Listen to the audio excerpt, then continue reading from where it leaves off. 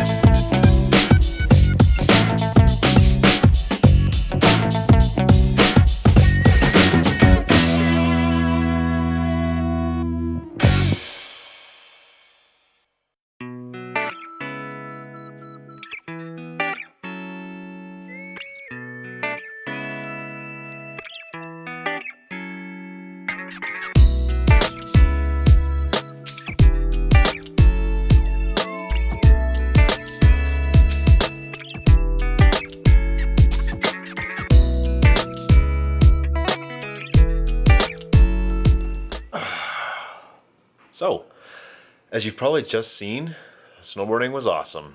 It was a crazy blizzard that blew in. It started at about Canmore, just as you went into the mountains there, and we got snowed on quite a bit, but it was still warm enough that it wasn't really that bad. I think for the first time out this season, it was overall a good time. If you haven't gotten out there and been active, get on it already, and feed the good wolf.